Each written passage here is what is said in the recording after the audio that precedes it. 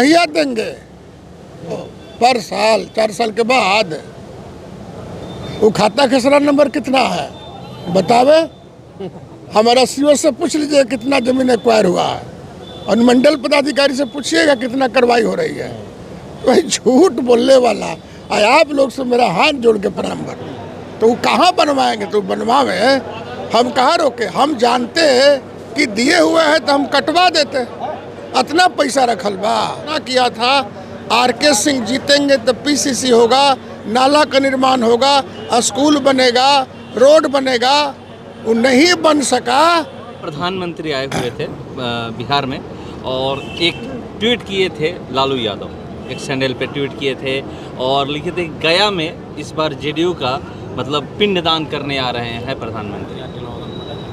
2025 के चुनाव हो रहा है, लालू जी का उनका गठबंधन का पता चल जाएगा किसका पिंडदान हो रहा है।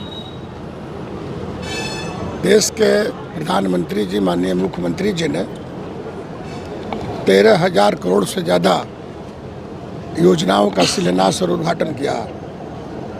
तो पिंडदान नहीं है, इंडिया गठबंधन के नाश करने लोग आए।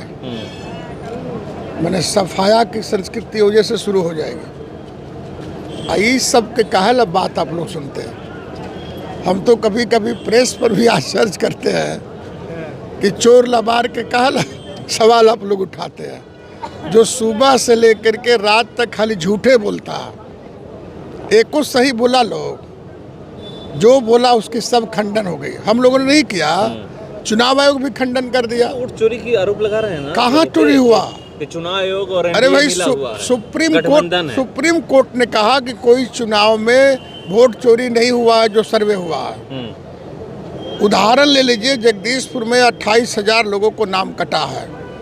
28,000 में तो 24,000 कुछ मरले आदमी है और कुछ लोग पलायन हो गए हैं, बाहर चले गए हैं। तो क्या उन लोगों को नाम रखना ठीक है?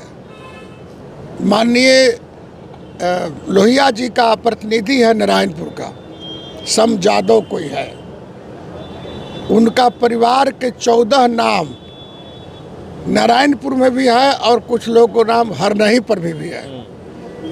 एक ही जगह नहीं रहिएगा। देश के संविधान बोलता है कि एक आदमी एक ही जगह वोटर रह सकता है। तो ये कहाँ कहाँ लोग छिपा के रखा हुआ? ये लोग काहे बेचैन है? चोर के दाढ़ी में तिनका, गलत को गलत, सही को सही कहने की यदि हिम्मत है तो आरजेडी के लोगों का, कांग्रेस के लोगों का हिम्मत जुटाना चाहिए।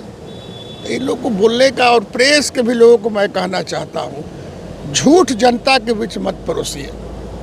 खाली झूठे। वो कहा कि 3 एकड़ जमीनें खरीद लिए हैं राहुल बाबा, राहुल तिवारी जी। तो खाता खसरा नंबर कितना है? और बिहार सरकार ने 3.5 एकड़ जमीन का बंदोबस्त कर लिया है। सब सामने आ रहा है, सबको बटाएगा, मिल जाएगा, सबका मिलेगा और सबका पक्का मकान का भी व्यवस्था हो रहा है। पैसा रिलीज हो गया भारत सरकार से और बिहार सरकार से।